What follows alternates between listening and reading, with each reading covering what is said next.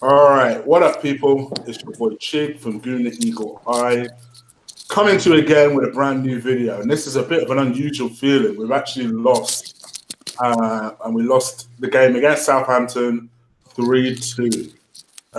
Joining me to break down and analyze this performance is, come on now, he's basically a co-host at this point. Tell it to the people.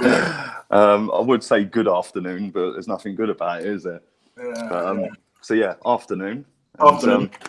If you're easily offended, I'd go now.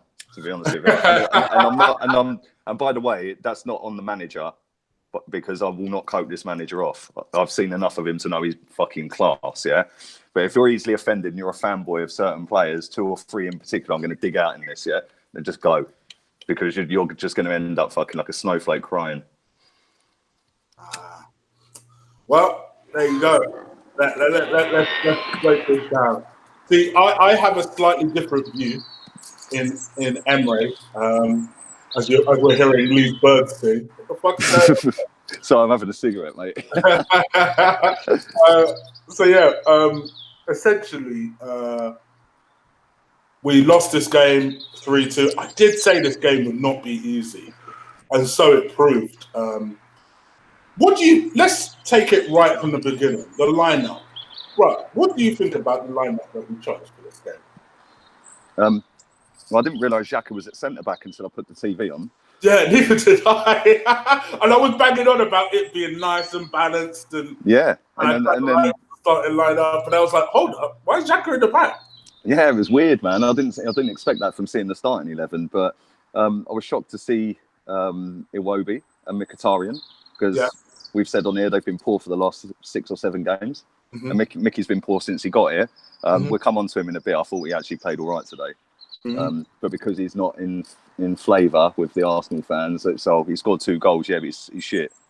Yeah, if that was somebody else, then it doesn't matter. He fucking got 2 goals, so his whole performance was amazing. Do you know what I mean? Yeah, and we know who that somebody else is. Well, there's a few of them, mate, to be fair. But yeah, I thought it was a bit of a strange one playing them. But at the same time, they were going to press us. I didn't expect them to press us as well as they did, and for the whole 90 minutes. I didn't expect that. Yeah, I tweeted at half time saying they'll get worn out second half, but they didn't. And it was us that looked worn out from minute 1. Yeah. But mate, you know, the starting 11. I weren't sitting there going, oh yeah, well we're going to lose today, right? Because even if Xhaka at centre back, I thought, well, we've still got a chance. We've got Aubameyang up front. Do you know what I mean? And we know that Iwobi on his day can put a performance in, and we know that Mickey, if he turns up, which is rare, the same as Iwobi, that he can put a performance in. So I weren't really too bothered. But you know, when you got Torreira in midfield, I didn't think he played well today. By the way, I thought he got bullied a little bit by Romeo. Is it? Who's that? Romeo. Romeo, I think it was their midfielder. He bullied Torreira today, mate. Yeah, I agree. I didn't think Torreira was really quiet in the game today. I don't know if he was conscious of his yellow card. I don't know what it was. I don't know. It just seemed like he just weren't on it today. But so did most of them, to be fair. I tweeted after the game saying that the only 2 that can walk off of that pitch with any ounce of credibility are Mkhitaryan. Because even if you took his 2 goals away, I thought he actually worked a lot harder than everyone else on the pitch. Me too. And Guendouzi. And I've had people come in my replies going, oh, Guendouzi's the most overhyped 19-year-old. He's more overhyped than Jeff Adelaide was. And it's like, did you not watch the game? Did you not watch the game? Can you tell me 5, 6 times that kid gave the ball away? Because I didn't see it. And people go, oh, that's only because he was passing backwards and sideways. Not at all. Yeah, if you look at the chance where that guy made that last-ditch tackle on Aubameyang when he was about to tap it in, it was actually Guendouzi's fucking through ball that I think it went to Bellerin on Mkhitaryan, and then he whipped the cross in. And it was actually his defence splitting pass that got us into that position. Yeah. And it's like, I swear people just watch a different game, mate. Yeah. But we deserve fuck all. Absolutely fuck all. And it could have been worse. You know, we didn't take our chances. Aubameyang missed a couple of sitters. Our final ball was shocking today. Yeah. We looked slow as fuck. Yeah, it was just 15 like, minutes. We looked slow all game, mate, to be honest with you. Yeah. And then individual errors from Leno and Koscielny cost us the game. But like I said, all in all, we didn't really deserve nothing. Then we bring on the superstar, and he had a chance to shut me up and flopped. I would have brought Ramsey on. Yeah. Ramsey has more of an impact off the bench. He has done all season. I'd have started Ramsey, and you know my feelings about Ramsey, but me personally, I just don't like the midfield three of Xhaka, Torreira, and Guendouzi. I think they all do very similar jobs. I think you pick 2 out of 3 of those. Tell Ozil to sit the fuck down. It's away. Let's just be real here. It's away. Tell him to sit down. And you play someone like cold. They're in your face. Physical. Yeah. It's cold. It's windy. Let's be real here. Take it all, like when people say, "Oh, you got an agenda," it goes, "I don't." All right, you can say what you want about Lee. I don't. Let's be real here. If I'm talking about a physical battle, the last person I'm going to think that's up to the job is Mesut Ozil. I'm sorry. That's my opinion. He's just not someone that I would figure would be up for that. So here's the thing. I don't particularly rate Aaron Ramsey. I'd have started Aaron Ramsey over fucking Ozil. Let me tell you that now.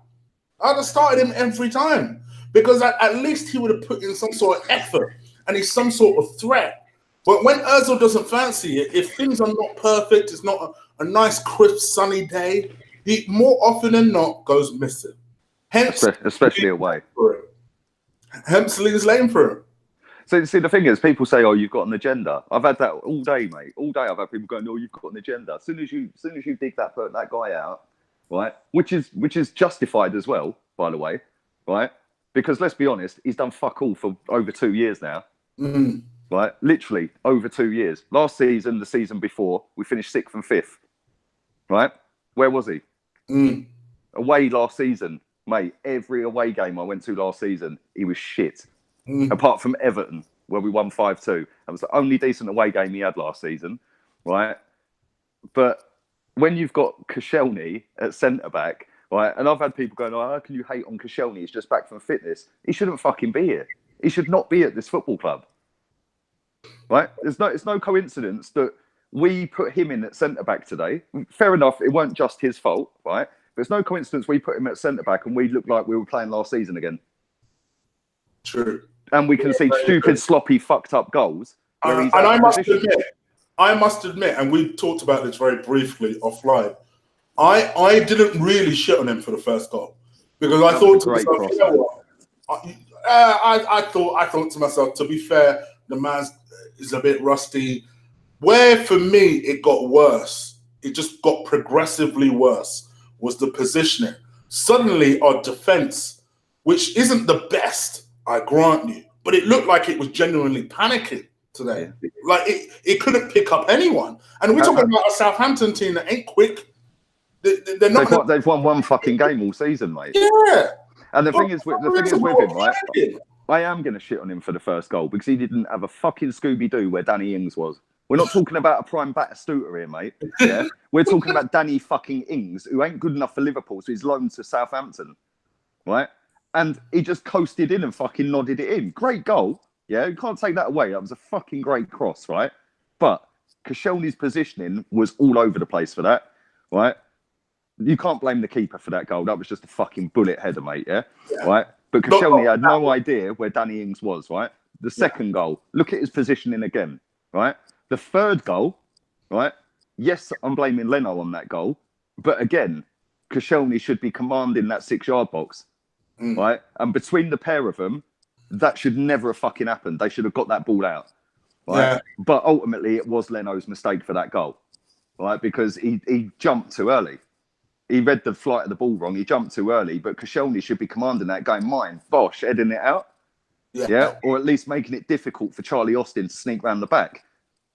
Yeah, instead he just stood there like a fucking rabbit in the headlights and let Charlie Austin walk straight round the back of him.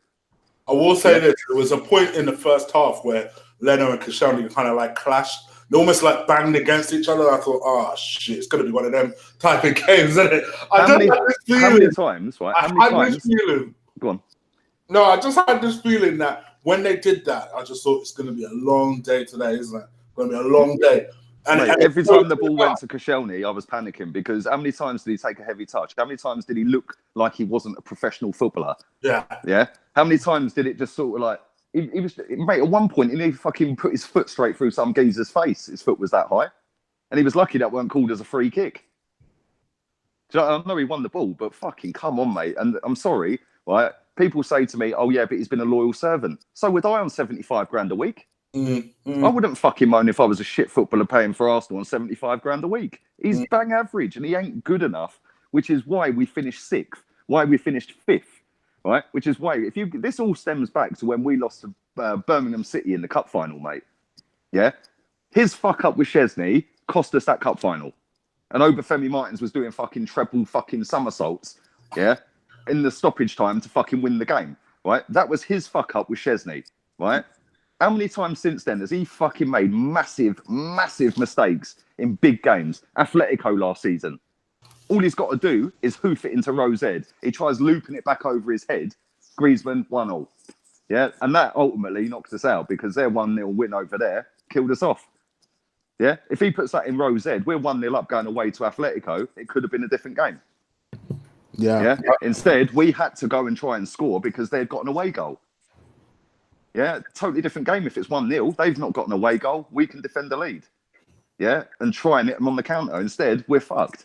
Yeah, and that was his fuck up. The amount of times he's given away stupid penalties over the years, I think he's 3rd highest for most penalties given away in Premier League history. Yeah, that's fucking shocking. I'm sorry. This guy's supposed to be a boss. He's supposed to be a world-class centre-back. Mate, ain't even in the top 20 centre-backs in Arsenal's history. I've said that before. I've said it before, Chris, right? And people just don't like the truth, right? And this is the problem, right? Over the last 10 years, right, we as a fan base have had our expectations lowered and lowered and lowered every fucking season, right? To the point where we now hold Koscielny in a boss hero world-class status. Yeah. Mate, let's be honest, right? Would he ever have even got on the fucking bench in the Invincible team? No chance. Exactly. Right? Would fucking Mustafi have got on the bench in that team? Would he fuck? Right? But here's the thing. And hold up here. Bear in mind, we had Pascal Segan on the bench. Yeah? I would take Pascal Segan. I'm not just saying this, mate. I would genuinely take Pascal Segan back then over Koscielny of the last 5 years. All day long. And the thing that pisses me off with it, mate, yeah, right, is, you know, everyone's feeling sorry for him. And this is the problem with Arsenal fans, right? Not all Arsenal fans, because some people are realistic and genuine, and they speak the truth, right? And they say it how it is without sugarcoating it, right? But this is the problem I see, yeah, right? We've got somebody like Koscielny, who shouldn't be here, in my opinion, but because of sentiment, it's, oh, well, yeah, we lost the game today, but he'd lay off him. He's only just come back from injury. All right, so that makes it all right then. What, because he's been out for 8 months, we've got to lay off him? He shouldn't be in the squad. He shouldn't be here, mate. Right? No, I agree. He shouldn't be here, right? And it's only the fact that Socrates and fucking Mustafi are both suspended that he's got a spot today, right? And I'll be shocked if he plays another game for Arsenal this season. Okay, so let me play devil's advocate, and I want to clarify before you get angry that I actually agree with you, but I'm going to play devil's advocate. Do you believe that him playing on Thursday 70 minutes and then today the whole 90 had a bearing on his gradual performance? No, because you could have played centre-back against Karabag. True. Yeah, let's be real, mate. They wouldn't. If you put them in the Premier League, they'd set a new record low points total. Yeah, they'd do Derby's 11 points. Yeah, they'd be on single figures. They're shit, right? What did they actually do in that game? The goalkeeper in that game, I don't think touched the ball. Like, do you know what I mean? Come on, man. Yeah. So 70 minutes, yeah, it was a good little jog for him and a good little run out for him, right? But nah, man, and. I don't even know where Kolasinac was. He got an injury or something today.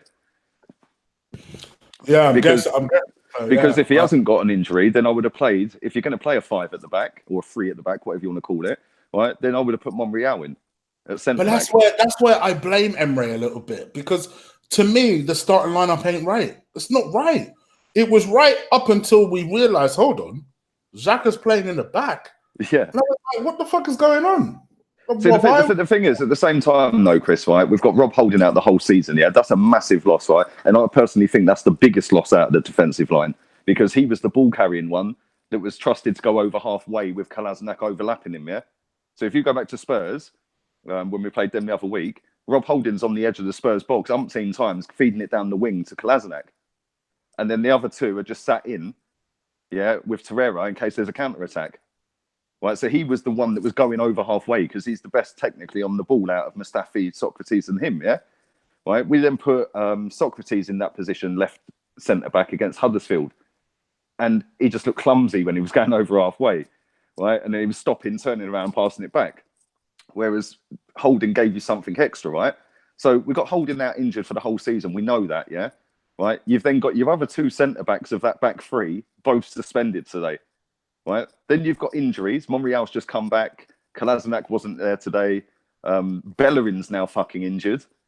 Lichtsteiner, fucking, I think he got a little injury as well. But we're fucked defensively, right? And let's be real, we've ridden our luck a little bit, yeah. Like, there's been games this season, Everton, Watford, West Ham. We could have lost all of them, right? And we didn't, and we rode our luck, and it's been great. And I'm happy. I'm still happy. Listen, we lost today. I'm disappointed. But I'm not fucking pissed off at the manager, although I don't think his substitutions work today, whereas they normally do work. But I don't know, man. Listen, Southampton, I didn't expect that from them. But I did expect Aubameyang to fucking bury the chances he had. And I did expect Aubameyang to work hard, but he didn't. He didn't today. He hasn't in a few games this season. I've left him alone. Thought, well, I'll give you another chance. But his work rate off the ball is bang average. It's bang average. Lacazette offers more off the ball. Yeah, we've spoke about this before. Lacazette off the ball is miles better than Aubameyang, right? And if you're going to play Aubameyang, I can't see that you can play him. And this is going to sound stupid, right? I can't see that you play him as the lone striker away from home. You've got to go with Lacazette as the lone striker if you're going that way, yeah? At home, yeah, play both. Play him, whatever. But away from home, you can't play him up there on his own. So you've got to go with two. Yeah. But you're not going to go with two away from home because then you've got less in midfield and you'll just get overrun. So it's a hard one, man. The problem is we've got two top strikers there that we can't play together because we'll get flooded in midfield. So then you have to compensate Aubameyang by going and putting him on the left wing, where he's just pointless. Let's be real. Yeah, he's not a Thierry Henry who can come down that left wing and cut inside, is he? Let's be honest. You know, yeah. But I don't think Aubameyang is the best. What I realized watching him today, I don't think he's the best dribbler per se.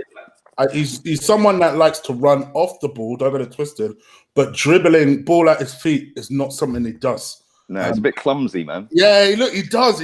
I was going to say that word, and I thought it might sound a bit harsh, but he does. No, he is. He's a bit clumsy. Do you know what wound me up with him in the first half especially, right, is the commentary I was listening to, they even said it. They said, why does he keep trying to come short? Yeah? Why is he trying to come short? Spin off the centre-back and go in behind. That's where his main asset is, mate, is pace. Yeah?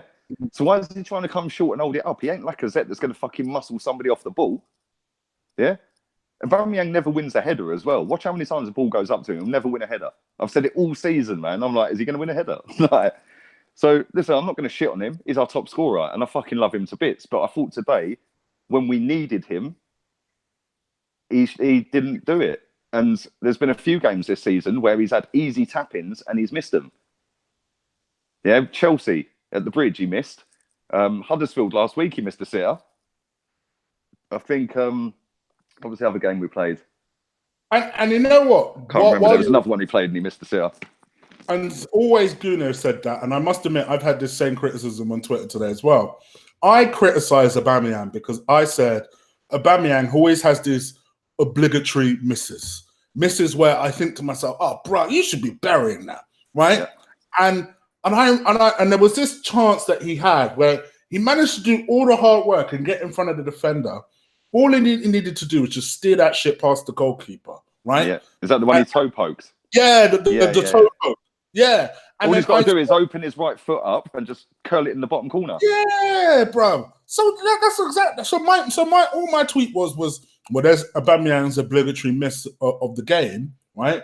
And you had all these Aubameyang defenders come on and be like, oh, well, you know, it weren't that easy. Did they all have Aubameyang Twitter handles like Agent Aubameyang and fucking hell, awesome Aubameyang? Fucking mate, it makes you laugh. Proper virgins, man. I swear. Seriously, like seriously, I don't get it. I don't get it, man. Like, and the thing is, right, like you say, there's certain players at Arsenal that are immune from criticism, and if you dare to criticize them, you've got an army of Twitter warriors on your case. Yeah, Aubameyang's one of them. Ozil's another one. Koscielny's another one. You know, it's just like.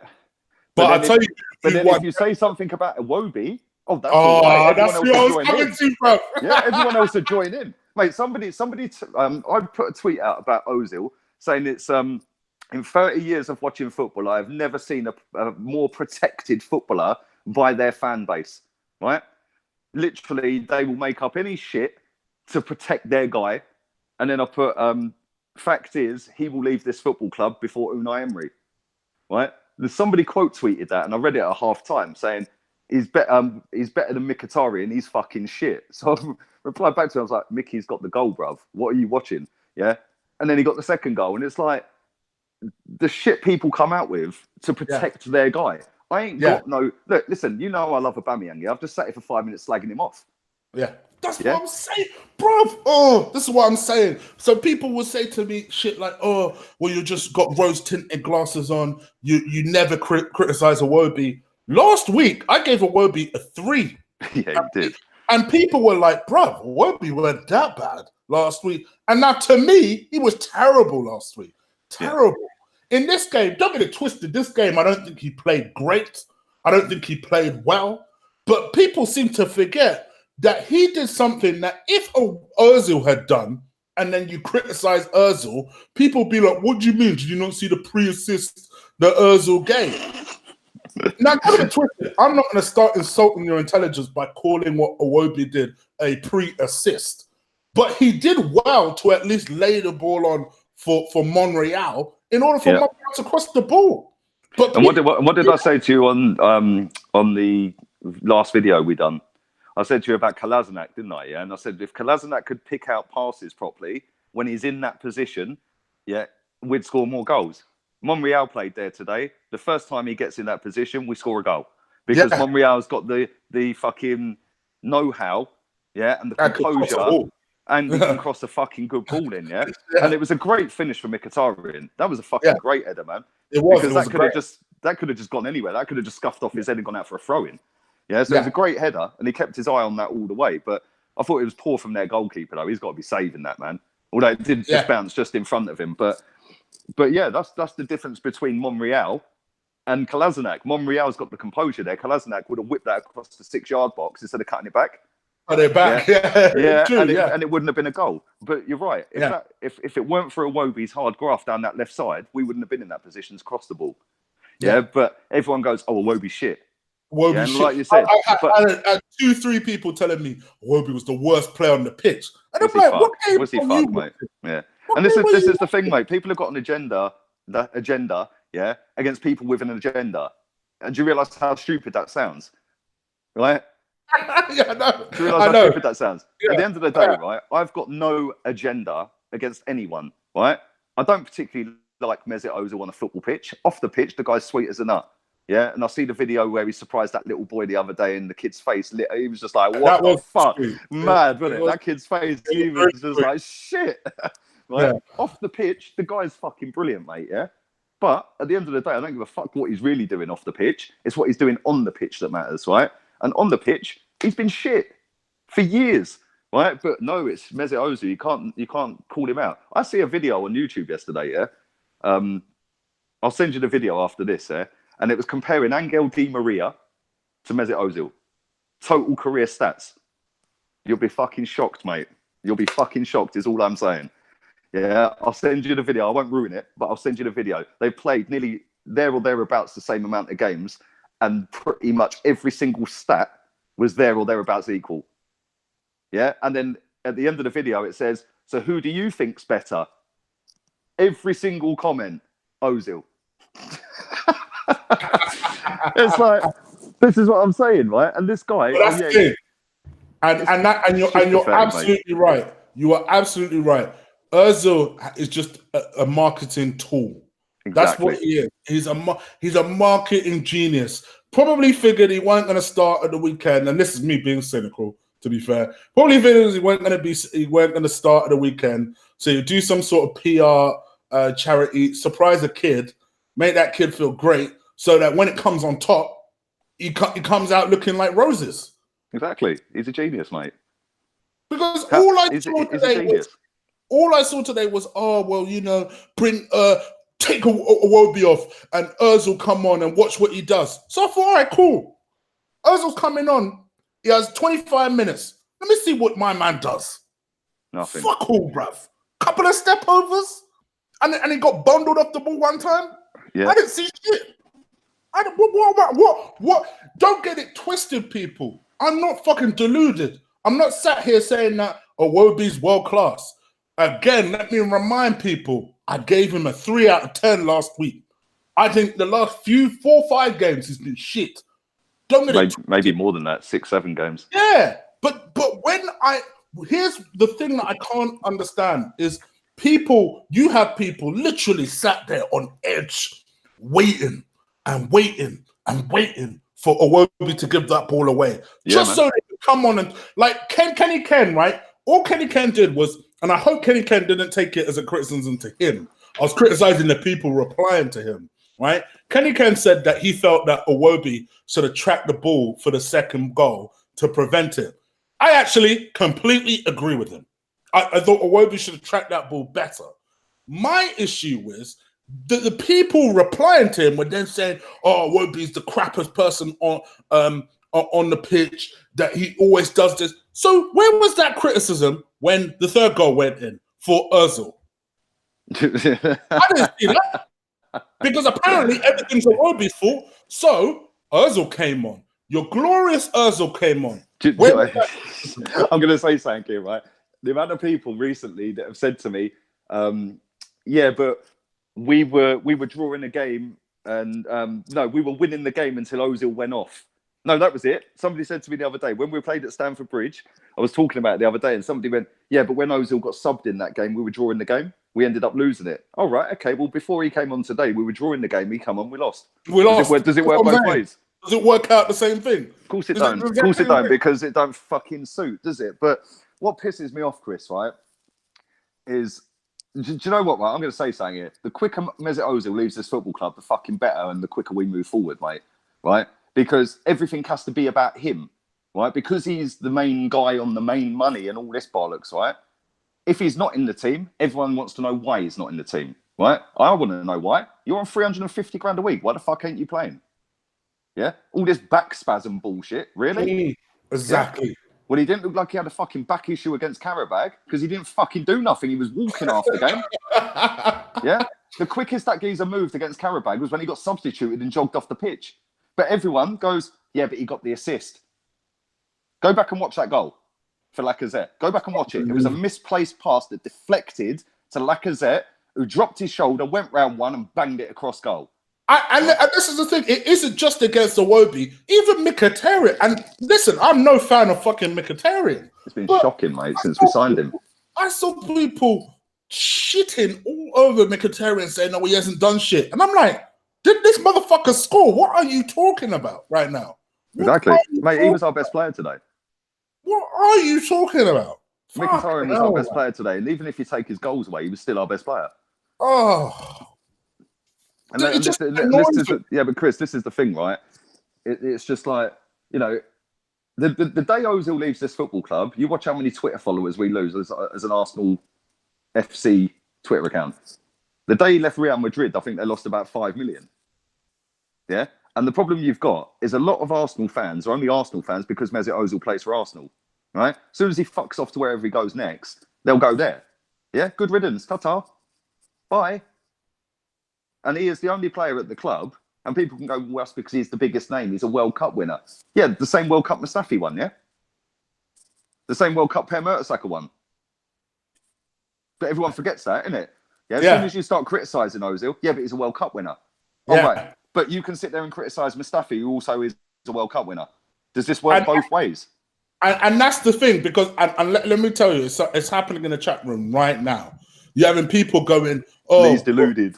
Why? Well, not even that. Why are you still criticising Mesut Ozil? Because I can. Because he's on 350 grand a week. That's his first Premier League start for nearly 5 weeks. In fact, it's 5 weeks today, the last time he played, which was against Wolves, right?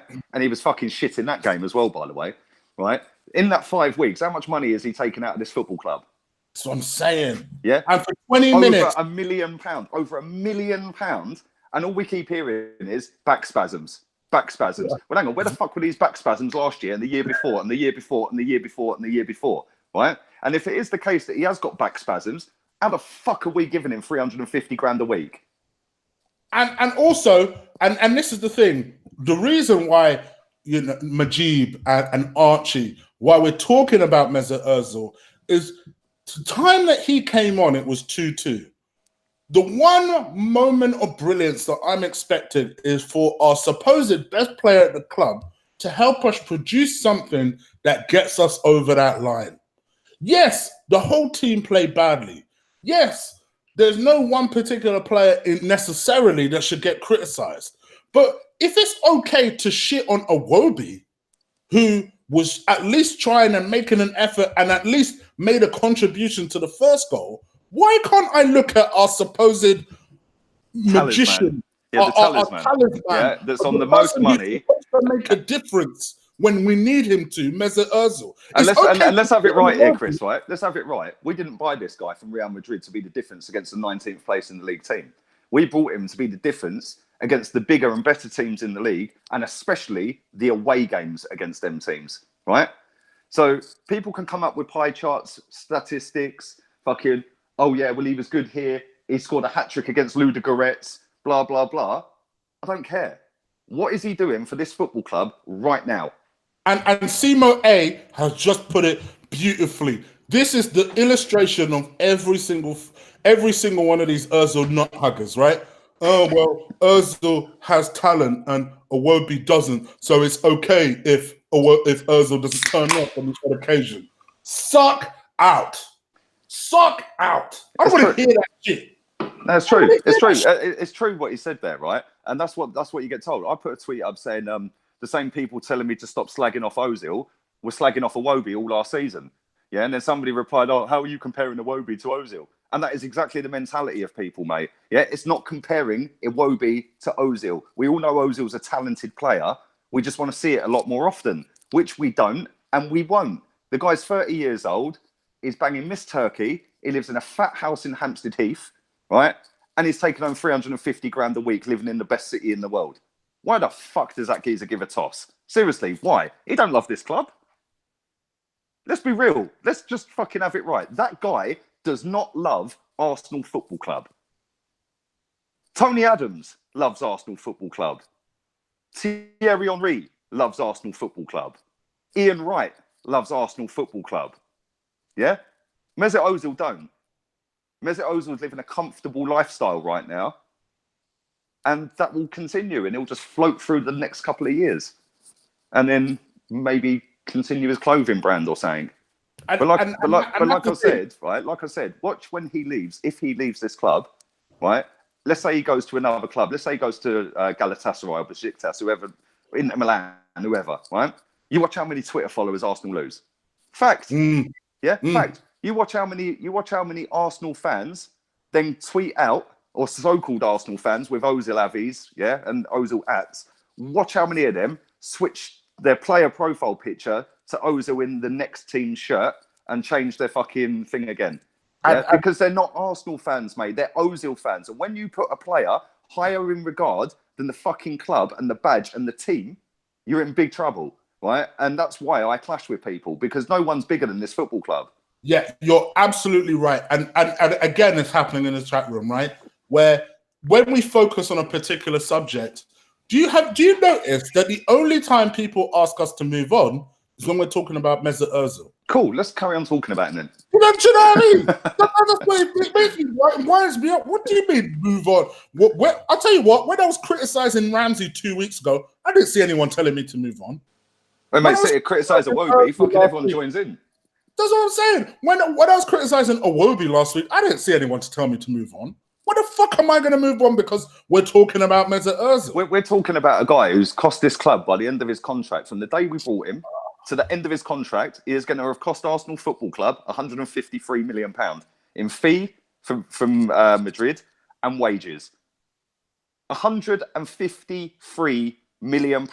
So you see all you people out there that are saying he's the best thing since sliced bread, but sit there laughing at Paul Pogba, who, by the way, will cost about the same sort of money, but he went for double the price.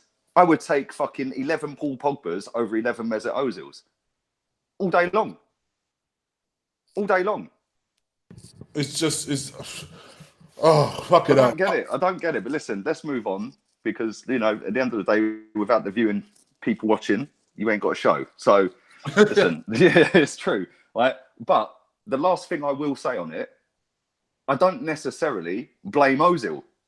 No, I blame the previous regime. Criticism. Yeah, I'm giving him that fucking contract. I'm sat here saying that, don't get it twisted, Iwobi was shit, but so was everyone else. And to say, and this is what I don't like, is this selective bullying shit that goes online. It's like, well, Ozil is Ozil, so I'm not going to criticize him. But because it's Iwobi, then fuck it, he's an easy target, so I'm going to go after him. Because it's Mickey, he's an easy target, so I'm going to go after him. Don't get it twisted. We've said before about assists and that, yeah? Right? Aaron Ramsey got an assist against Everton when Lacazette got goal of the month, Arsenal goal of the month. Do you remember the one where he fucking 25 yards out, jinked inside and pinged it straight in the top corner? Yeah. Right? Aaron Ramsey got an assist for that, right? But it was a 3-yard misplaced pass that Lacazette controlled, spun inside and pinged it top corner with 4 players around him. But he gets an assist for that. How's he assisted? All he's done is pass it 3 yards, and it was a misplaced pass, right? Against, I think it was West Ham. It might have even been Everton. I can't remember, where Aaron Ramsey fell over the ball. Do you remember? You've got Ozil running down the right side of the box. He squares it. Ramsey falls over but touches it, and Aubameyang flicks it in. Ramsey assist. Ramsey fell over the ball. Yeah, I think it was Everton. I think it was the same game. Right? So them 2 assists there are why I don't look at assist stats. So when people say about assists, and he's got X amount of assists, mate, I could roll the ball out as Bernd Leno, give it to fucking... In fact, the best example of this, yeah? Thierry Henry's goal against Tottenham, where he ran the whole length of the pitch. Who passed him the ball? Was it Vieira? Yeah, I think it was Vieira. Does Vieira get the assist for that? You know what I'm saying?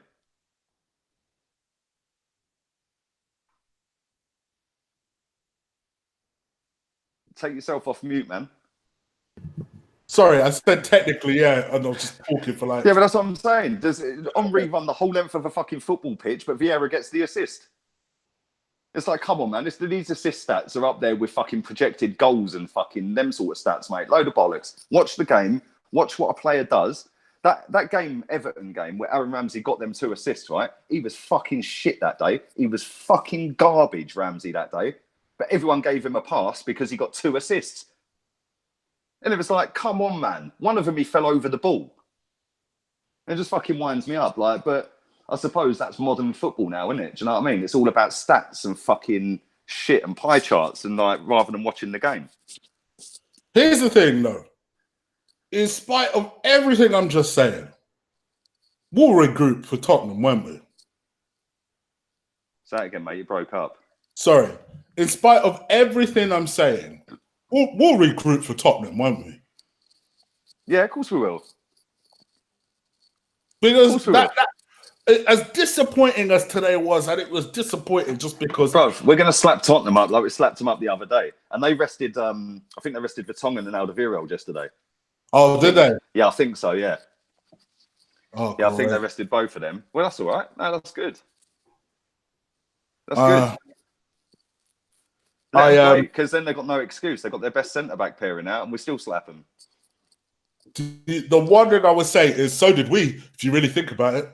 It was an enforced rest. It was an enforced rest. And the thing is, there's unfinished business there because of all the shit that happened the other day in the first game. Yeah, there's unfinished business. It's going to be fucking fiery as fuck on Wednesday. Yeah, it will be an enforced rest. But thank God, I must admit, I'm with you with the Koscielny thing, man. Listen, I weren't shitting on him too much about the first goal, but I think he progressively got worse. And to me, when I saw Koscielny play today, it reminded me of all of the Wenger shit of the last couple of years. Just the way we defend, the panic in defense. It was clear for everyone to see. And because obviously when there's fear in defense, that shit spreads in a team like a virus. And that's exactly what happened today. You know, when they scored their first goal, you saw the panic. And then their second goal went in, you saw the panic. And then it just spread throughout the team. Whereas normally we would still concede stupid goals, but we'll say to ourselves, all right, that was dumb, let it not happen again. And we'll kick on and go and win the match. Yeah. But I never really thought we'll go on and win the match, truth be told. I never thought. Do you know what? I did. I must admit. Oh, did you? Okay. I did, right? No, I see everyone at halftime online going, oh, yeah, today's the day. I knew it was going to be the day we lost, blah, blah, blah. And I was like, listen, we haven't fucking led a game in the Premier League all season. But we are the best team in the league in the second half, right? And then 10 minutes into the second half, bang, we're back in the game. Yeah, so I thought, here we go. Yeah, fucking... And I expected us to kick on after that. But it was like we got that goal and just carried on doing the same stupid things we were doing. But I do agree. I think that was largely part of... largely down to the fucking Koscielny having a fucking disaster class today, which sort of spread along the back line. And then I will say this as well, right? Our forwards today didn't bother tracking back. I know Mkhitaryan did. Mkhitaryan was the only one who really came back. Yeah. Iwobi, when he was on, didn't bother. Aubameyang never bothered. And even Lacazette, when he was on, never bothered. And there was at one point, I can't remember, I think it was about the 78th minute, 80th minute, we'd gone forward and they broke away. And there was 5 of our players in their half while they're running at our fucking back 5. Yeah? Do you know what I mean? It was just like, where the fuck is our midfield? Where the fuck are our strikers? Why aren't they coming back? And we ain't seen that all season because, and I'll tell you what, I think Emery had the raging ump at half time as well. Right? I don't know what fucking channel you watched it on, but the stream the stream I was watching it on, yeah, fucking they kept panning into fucking, I was watching it in some Portuguese fucking channel, man. Yeah. Fucking mate, I had the volume up as well. When they scored, it was goal. It was fucking funny, but yeah, they kept zooming in on Emery's face, and he was fucking fuming, man. He looked like he had the right ump.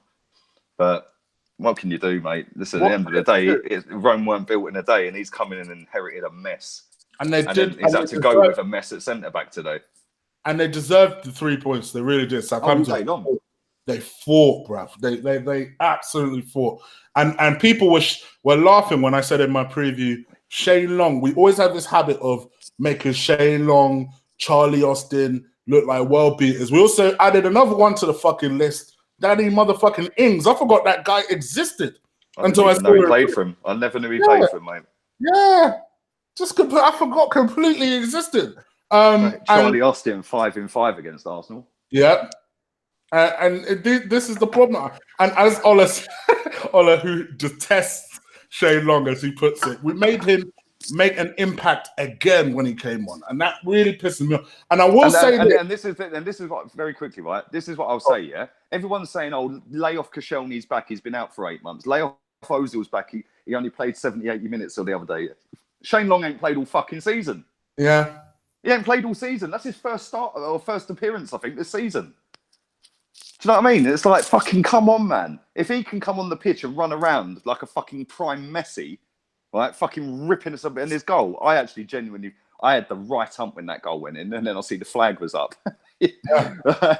But and apparently, according to Adam, as I'm finally talking sense now, I don't know.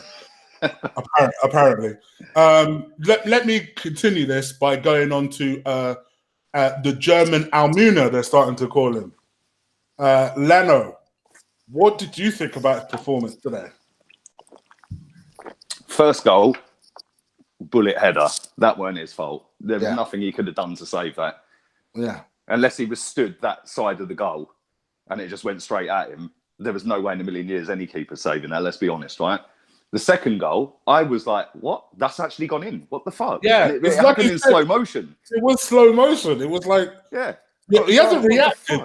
Yeah, I thought to myself, because when it was going in, I thought, well, he hasn't reacted, so maybe it's going over the bar, and he's just waiting for it to go over the bar. And that was his fuck up. I was like, that was his fuck up.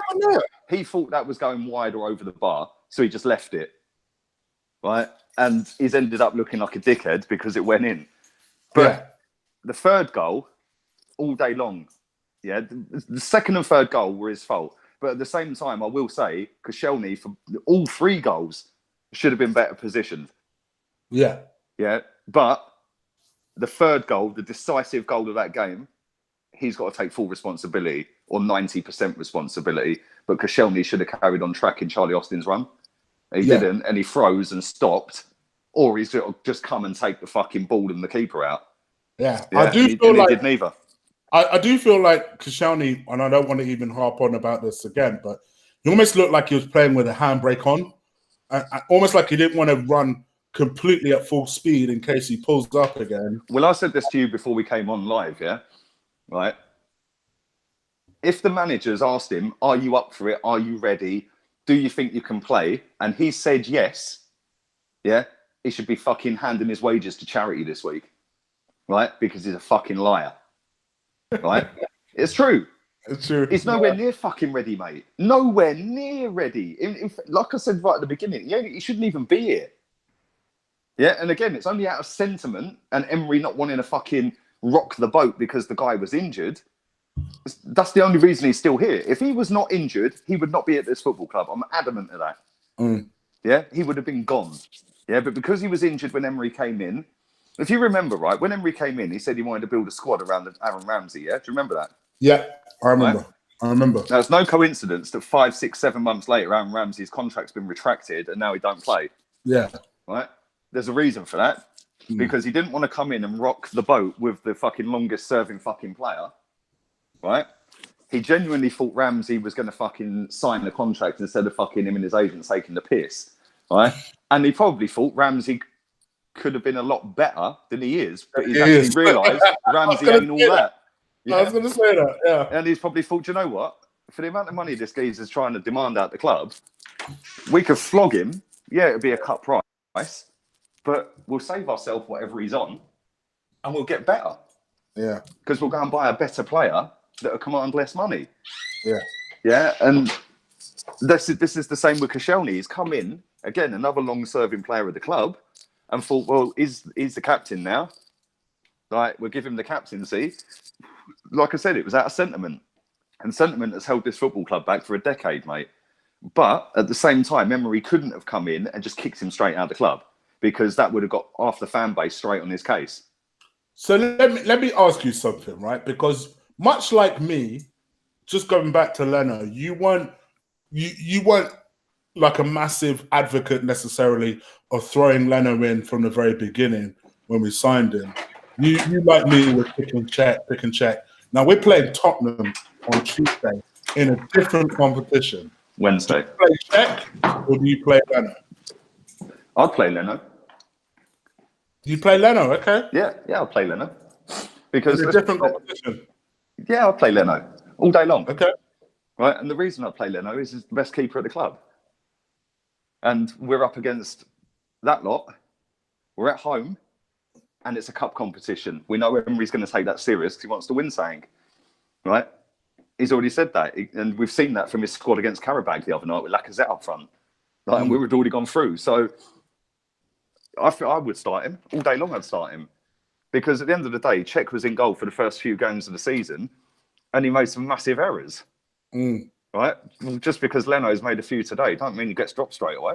Czech never got dropped straight away. And I think that if you put Czech back in, you're asking for trouble, mate, because the geezer can't pass out from the back, which is how we play.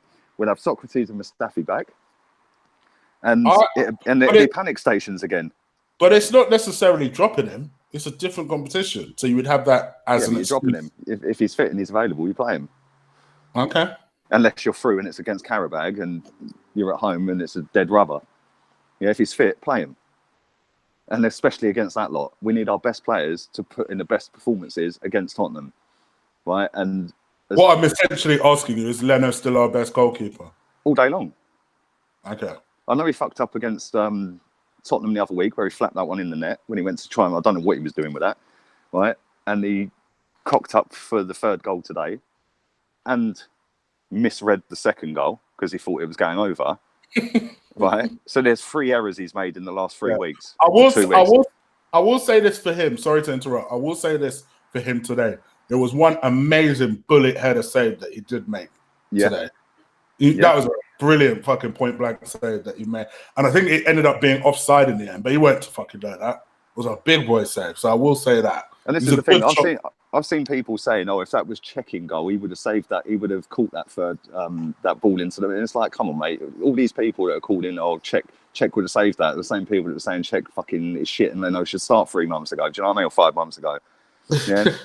And it's just like, if I had time on my hands, I'd go through all their tweets and just make them look stupid. But what's the point, man? They make themselves look stupid by saying it in the first place. But I would start Leno. He is easily our best goalkeeper, and yes, it was a makeshift defence today, which is why it looked suspect to fuck, right? And I'll say something, like Koscielny looked like an aging footballer today.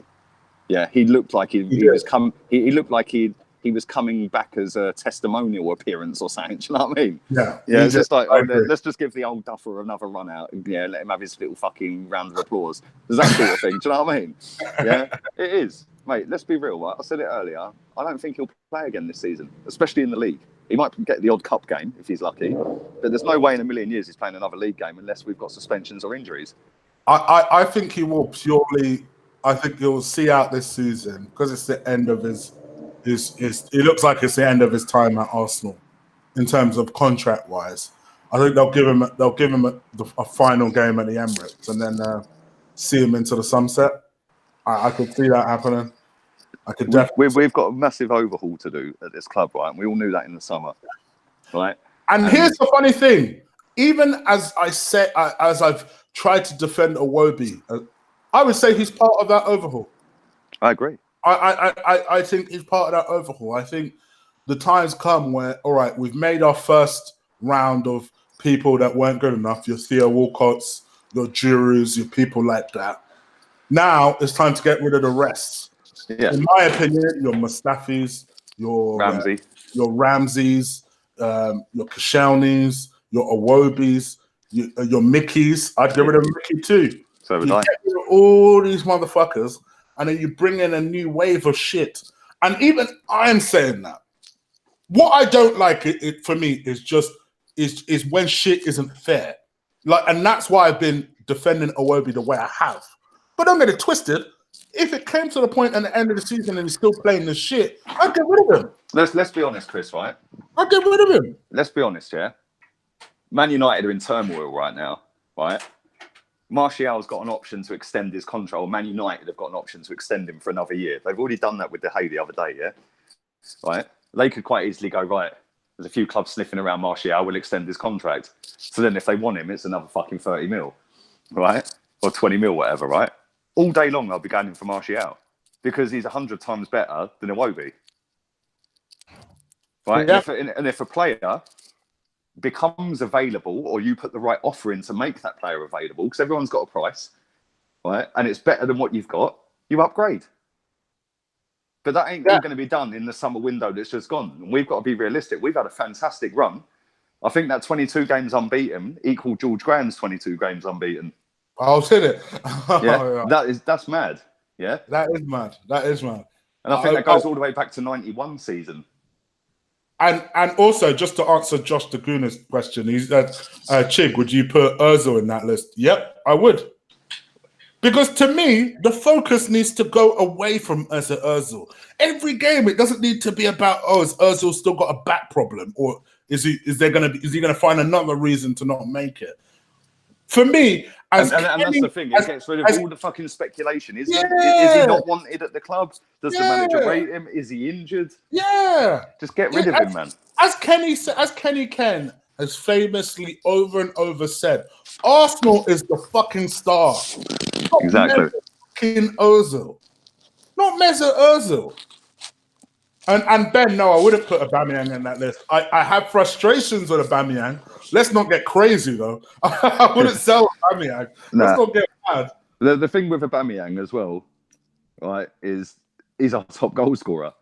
And if we get players around him that are of a similar sort of level in the midfield areas as he is at a striking level, he'll fucking score even more goals. Yeah, but at the moment, we're going with Iwobi, Mkhitaryan, Guendouzi, even Ozil when he plays. Everyone says about Ozil this, Ozil that. He's got 1 assist this season. Yeah? The 9 games he's missed, we've scored 25 goals. Do you know what I mean? So there's no problem with creativity there. Today, there was no problem with creativity. We just didn't take our chances. And if we had, we would have won the game. We need at least 2 centre-backs, in my opinion. At least 2. We need a left-back. We need a centre-back. We need a midfielder that possibly a box-to-box midfielder. Like, because obviously Torreira can do that. And he did that against Huddersfield. He was sort of like the number 10 against Huddersfield.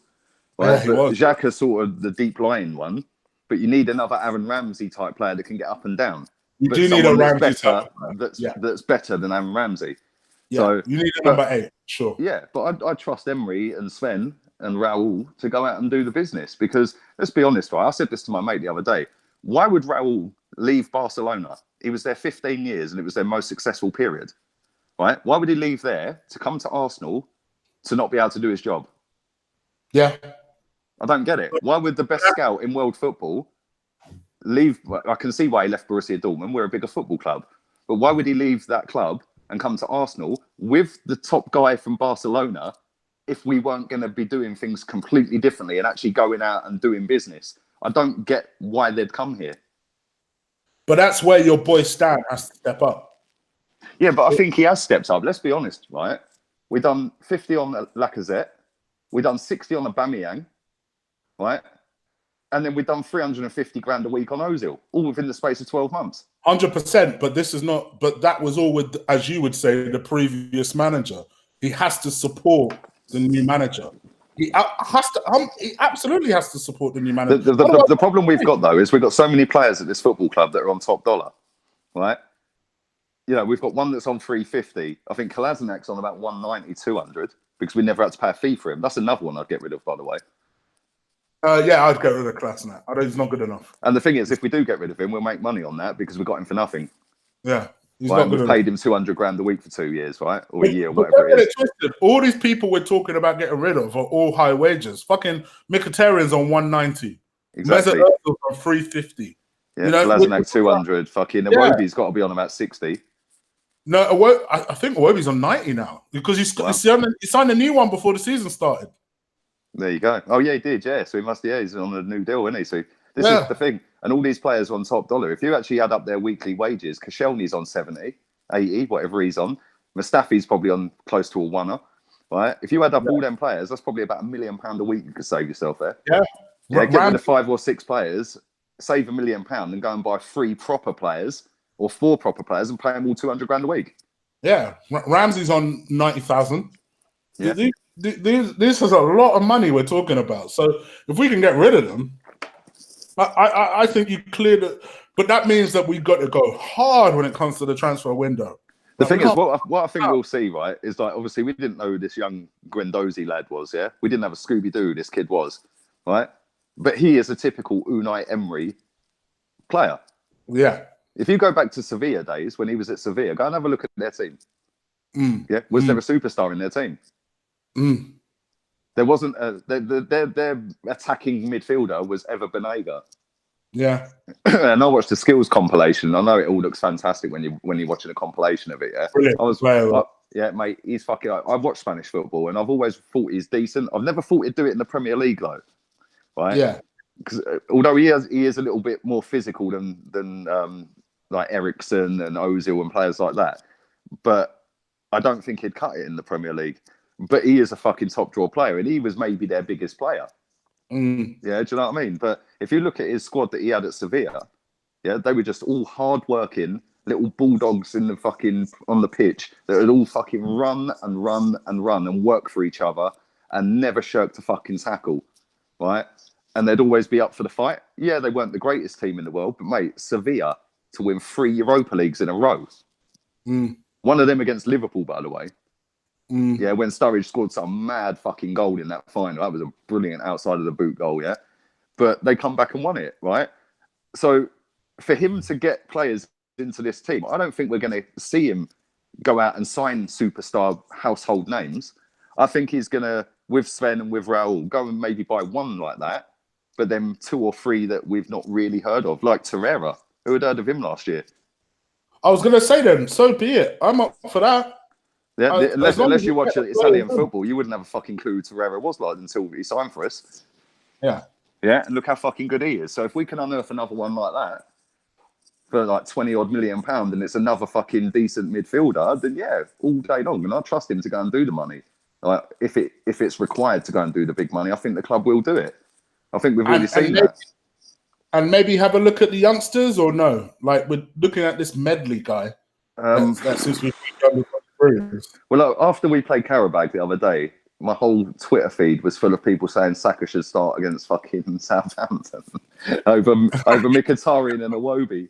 Yeah. Yeah. And it was like, hang on a minute, right? This kid's good, right? He is good. He's a talent. But we've been here a million times before with other players. Yeah, Jeff Adelaide. Yeah, do you remember he had a good pre-season? Everyone was wetting their knickers over him. Where is he now? Where is he? I'll be honest. I was one of those people. Where is he? I'll be real. But let's also not forget we got Reece Nelson. Yeah, and that could be a massive plus for us next season. He's doing all right over in Germany. So, and obviously he'll be a year's like further down in his development. Yeah, playing against men week in week out rather than in youth team football, and that'll help us. I know it's a totally different league, but he's good, man. And when he played for Arsenal first team, I always thought he'd done all right. And he deserved to go out on loan. I thought that was the best thing for him to go out on loan. Yeah, and the fact he's gone to a different league, credit to him, man. But as for Saka, like, I think he needs to go out on loan because the kid's talented. Yeah. You know, he's talented, very talented. He's fucking rapid, mate. Yeah. But he just needs to slow down. Yeah, he rushed a little bit the other night against Carabao, and that's probably nerves and that, yeah, because it was his first team full debut and that, right? But you see, Michael Owen compared him to a young Cristiano Ronaldo. It's like, oh, blimey. Seriously, mate. Easy. But mate, seriously, how many people have been the next Ronaldo? Memphis Depay, Januzaj. What's Januzaj doing these days? Where is he? Do you remember? Fucking Janu Jizz. Fucking Januzaj. Yeah, fucking Memphis Depay. Fair play to him. He's doing all right over in France, right? Yeah. But he did fuck all in England. Yeah. Yeah, they've had loads. Alexis Sanchez is number 7 now. Fucking like the amount of flopped number 7s they've had since Ronaldo left, mate. Yeah, that's been the next big thing. So, Michael Owen, fuck him, man. Fuck him. This Saka kid is a good young kid, but until he goes out and has a loan, which is something Iwobi never had, by the way. Yeah. Right? And I had this conversation the other day with a mate, yeah? Right? Iwobi never had a loan, right? No. So what happened is he was put into the first 11. He scored against Everton. He had a couple of good performances, and everyone was like, oh my God, this kid's fucking brilliant. Yeah? Then the previous managers just overplayed him, didn't manage him properly by taking him out of the team when he should have done. Yeah, and keeping his feet grounded. He gets a bit above his station. All of a sudden, everything's comfortable and he can play shit and still play the next week. Right? And that has fucked him for the last couple of years. If he had a loan, he would have gone out and realised, oh, fuck, I was at Arsenal Football Club. Now I'm at fucking Bolton or somewhere. I really need to do it. Otherwise, I ain't getting back at Arsenal. Yeah, and then they try harder. Look at Wilshere when he went out on loan to Bolton. Yeah, no disregard to Bolton, by the way. I was just using them as an example. But but I think that if Iwobi had a loan, even to a Premier League club, it would have helped him. But it hasn't. And now everyone's like, well, yeah, we don't really care if he leaves. Like, we'd get rid. Yeah. And we've seen it with so many kids over there. Who's the young, Kyle Bartley? Yeah, where's he now? Do you know what I mean? Good young centre-back. Where is he? I think he went to Swansea, didn't he? Yeah, is he still there? Never heard of him. But he was supposed to be the next big fucking centre-back. And, like, we've got so many good young kids in that team. Yeah, but they need loan moves, mate.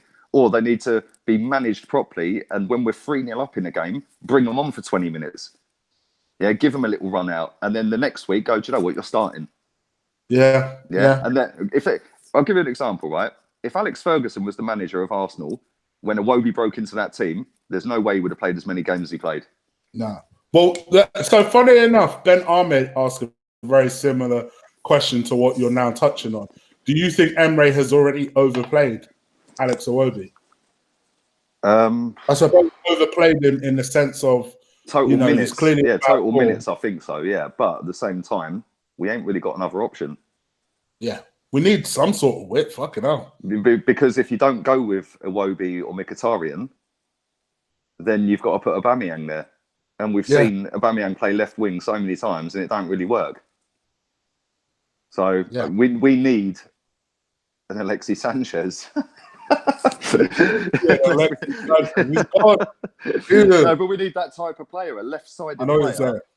Not him. Obviously, he's done and dusted. That's old news, mate. Yeah, right. But we need somebody, because Iwobi don't score enough goals, right? And he doesn't create enough for being an attacking player. And the same with Mickey. I know Mickey got 2 goals today, but he doesn't create enough or score enough to play in that position. Yeah. If you look at Sterling, that's why you don't play, say, a Saka now, because if you overplay him and burn him out before he's had a chance to develop, you get an Alex Iwobi. Exactly. That's the point. So, 100%. And the thing is, right, we've sort of been pushed into this with Iwobi, right? Obviously, he signed a new deal, but I don't think that's just because we want to keep him at the club. That's to protect the fucking asset. Yeah. So if anyone wants to come in for him, it's now big money. Yeah, right? Like El Nene. Exactly. Right. And that's another one I'd get rid of, by the way. And, me too. But like I said earlier, if there's a player that you can go and get in that position that's better than Iwobi, you go and do it. And you need somebody. Like, I know Man City are sort of the exception to the rule, right? Look how many goals Sane and Sterling score. Right. And I know they've got an unbelievable squad of players, right? But they affect games consistently, right? Iwobi don't. Mkhitaryan don't. Yeah, and they're both essentially playing in a similar sort of position. Let's be real.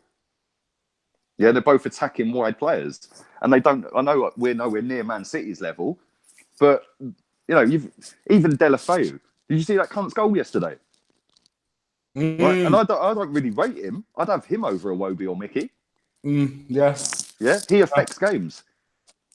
Do you know what I mean? But I don't know, man. Listen, we're going to still be sat here this time next year saying we still need to get rid of 2 or 3 players, right? Because it is going to take a long time. In one window, exactly. It won't. It just can't do. And I suppose that brings me on to Swamps' question, who asked, and don't get me wrong, I won't do a whole question and answer session.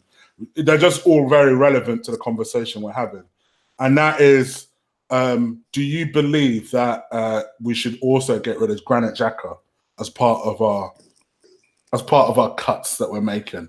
Because to be fair to Xhaka, as I wasn't a big fan of him at the start of the season. I'm starting to be. Slowly but surely, I'm starting to be. Even though I don't think he had a great game today, but I also don't think he was helped by where he ended up playing. He's been good this season, I think. Yeah, right? Me too. Yeah, I think so. But at the same time, he has still got a massive error in him, like we see against Wolves, right? And he switches off and he's clumsy at times. His best performance this season was against Liverpool. I don't know if you remember when he fucking chased all the way back and slide tackled Salah in the penalty box. Yeah, and it was like, why can't you play like that every week? Yeah, I do.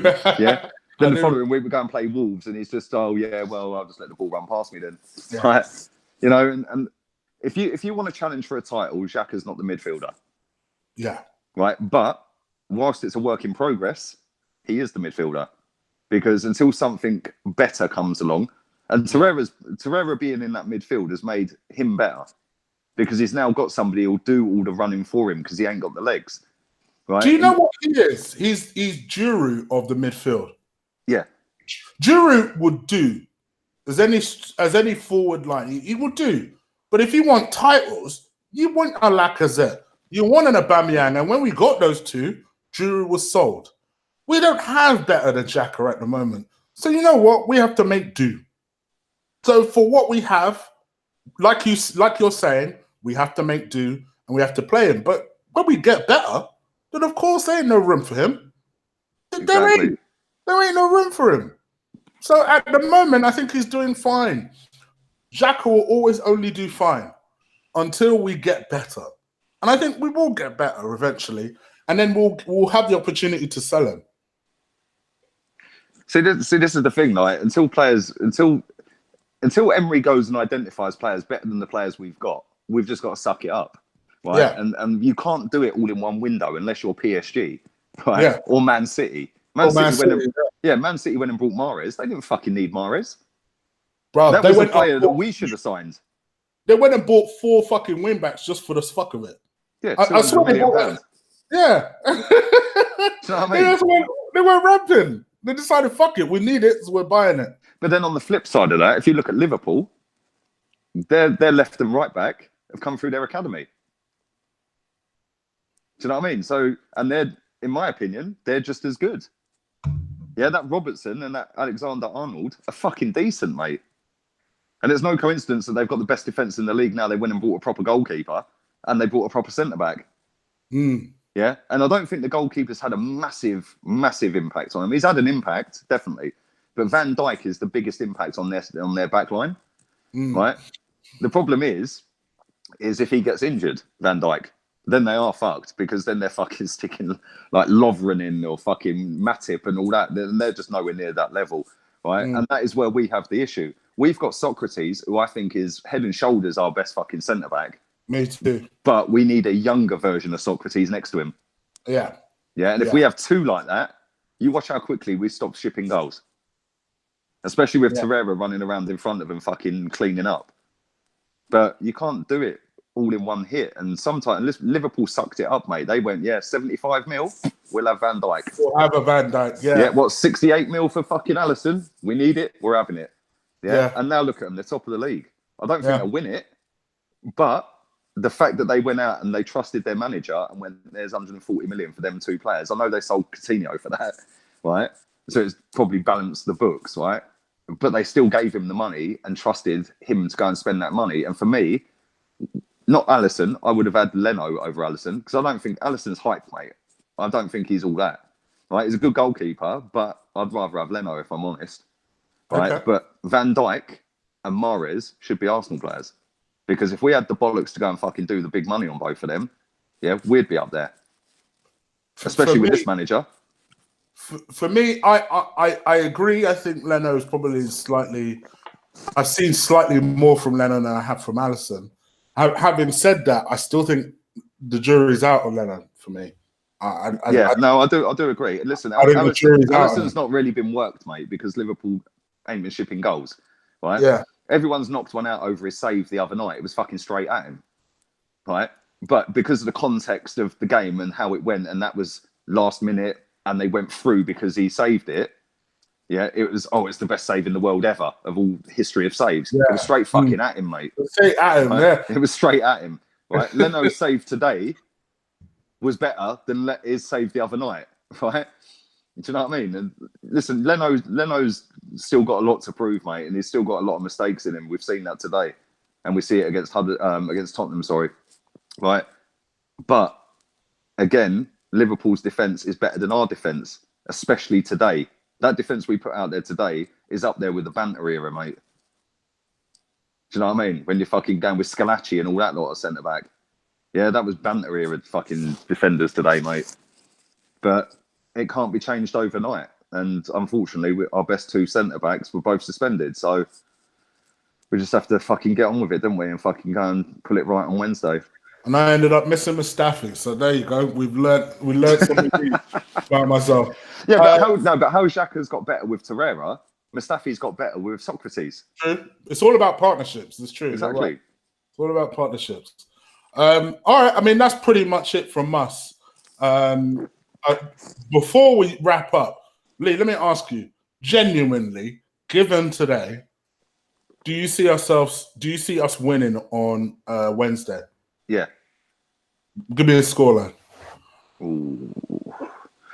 I don't think it'll be 4-2 again. That's for sure. I think it'll be a bit closer than that. I'm going to go 2-1. 2-1. I think we'll score first. I think it'll be 1-1, and then we'll probably win it in penalties. Go straight to penalties, doesn't it? Yeah. I can see that being happening. I think we'll beat them. I'm fully confident we'll beat them. I think we'll beat them, but I think it'll be tough. But do you know what? If we don't beat them, we can just go, yeah, it was a shit cup. I just don't want, you know what I don't want? For them to go on and win this cup, and we had an opportunity to stop them, and we didn't. Cheek. Tottenham and trophies, mate. Tottenham are immune to trophies, bruv, right?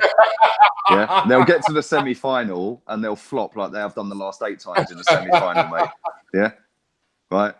You know, fucking, I see. Pochettino won his 100th Premier League game in 10 games less than our previous manager. Yeah, our previous manager had a fucking double. Yeah, in 68 games or 67 games or something. Yeah, you know what I'm saying? This love fest for them and him. I can't wait till it all implodes, mate, and it will do, because they won't win fuck all again this season, right? And Real Madrid need a fucking overhaul, and I'm quite sure they'll come sniffing for a few of their players, because they have got decent players. And let's be honest, if Real Madrid come tapping with £200 million for Harold, Daniel Levy's snapping his fucking arms off for it, isn't he? 200 mil pays towards the stadium. Yeah, you know, Dele Alli could go for 100 mil. Let's be real. True. Yeah, there's £300 million. Is Daniel Levy seriously turning that down? Is he fuck? And as soon as they lose a couple of their players to other clubs, watch how quick they slide down the table. Because if Harry Kane is not in that football team, they are fucked. Because without his goals, they're mid-table. Agreed. And one other thing I'll say as well, right? Everyone's focusing on Toby Alderweireld being out of contract in June. Yeah? But nothing's been mentioned about Vertonghen also being out of contract in June. Oh, is he? Oh, yep. Shit. Both of them are out of contract in June. So in January, they can both go and talk to foreign clubs. Huh. Both of them, right? Now, if I was Unai Emery and I was fucking Raul Saheli or whatever his name is, and I was Mislintat, I would be phoning up Daniel Levy saying, you see Vertonghen, yeah? We'll give you 35 mil. And they'll be like, right, he's only got 6 months left on his contract. They're offering 35 mil. Yeah, take it. What? Because so you have Vertonghen over Toby? He's younger. Yeah, he is younger. And I'll be honest, I until this season, or the back end of last season, I thought Alderweireld was the best centre-back in the league. Yeah. And then Van Dijk second. Van Dijk's head and shoulders above him now. Yeah, but Andy's come off a big injury as well for Alderweireld. And he's 30 years old. It's not worth the risk, mate. So I would take Vertonghen at Arsenal, and it would be Sol Campbell Mark II, wouldn't it? I'd love it. Could you imagine it? Yeah, I'd love it. Could you imagine it, mate? Yeah, this is their best team ever in history of their fucking club. Yeah, and we go and nick their centre-back. Especially if it ended up keeping them out of the Champions League. Oh, my gosh. Mate, it'd be hilarious, wouldn't it? He scored, like, could you imagine, right? We buy him in January, and he scores the winner at their ground in March. but that's what. Oh, seriously, I'm not even kidding, right? If I was Unai Emery, I'd be looking at that going, I can't buy him. He's got 6 months left on his contract. Yeah, how much are they going to fucking want for him? Do you know what I mean? They can't come on that much money for him. Yeah. And I was speaking to my mate the other day. He's Tottenham, yeah, and he was going, listen, Alderweireld, we know he's gone. And he goes, and I'll be honest, he can fucking go. He goes, Davinson Sanchez is proving better than him.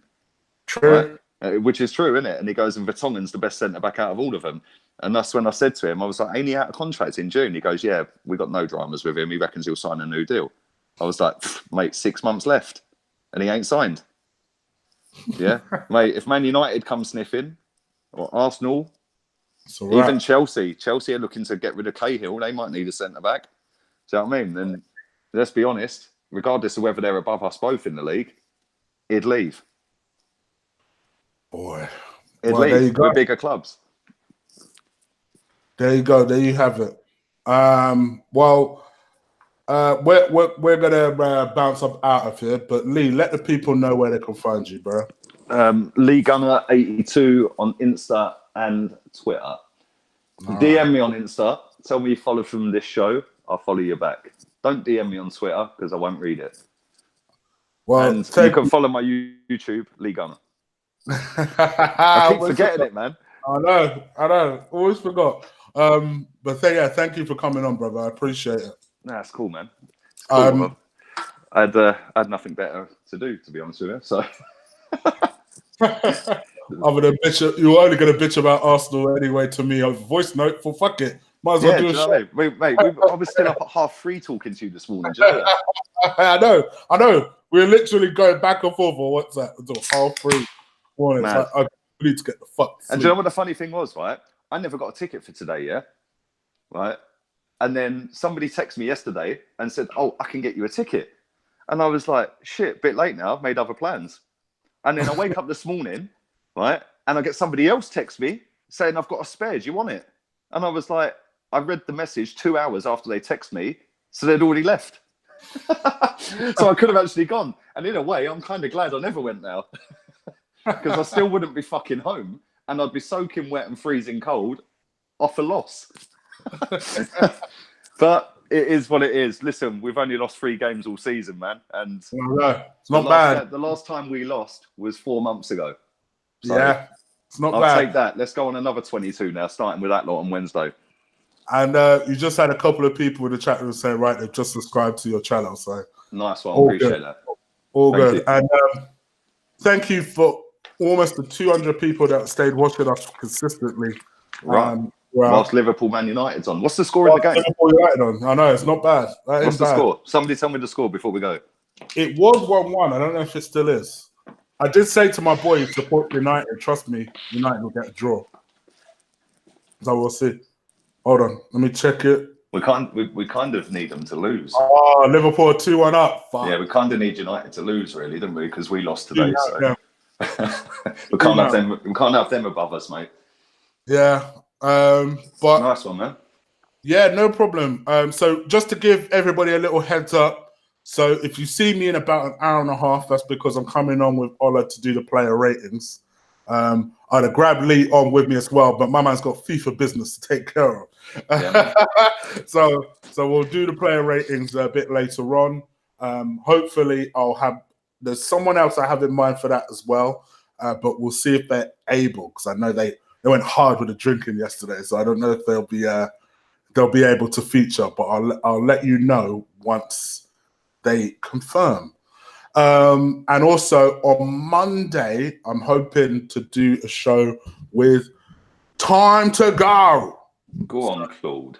So yeah, I'm hoping he's around. We'll do a show. You got me to thank for that, by the way, because I texted him and said, "Open your fucking DMs." Thank you, thank you. And I said, "Chig's messaged you." He goes, "Who the fuck's Chig?" I swear that's what he said. He goes, "Who the fuck's Chig?" I was like, "Guna Eagle Eye, bruv. He's DM'd you. Open it." Yeah, he knows me as Chris. That's why. He knows me as Chris. Fucking hell. But yeah, so hopefully he'll be on Monday with me. And I may get someone else on for that as well. So keep an eye out on that. It's Tottenham, so it's got to be a big preview. So are you going to the game? Did you get a ticket? Bruv, I'm still trying. I'm still trying. All right, well, if I hear of one, I'll follow you. Still you should have told me, man. I ended up getting. I've got somebody else one, man. Fucking. Oh, you told me. I done told you. If you see two, let me know, because I was gonna get my boy the ticket for his birthday. Yeah. Fuck, shit. Do you know what? I didn't even think. The guy who I won't say his name, right? But the guy who I got the ticket for is pretty well known in the FIFA community, shall I say? But we'll leave it at that. But yeah, I've sorted him a ticket. But I'll tell you what. Right now, I'll go and text a couple of people, see if I can get you one, yeah? Or 2. Yes, please. All right, people, we're out of here. Crush that like button. Hit that subscribe button. You will not miss a show if you do that. And we're out of here. And Lee? Unai Emery in forever. There you go. Take care. Peace.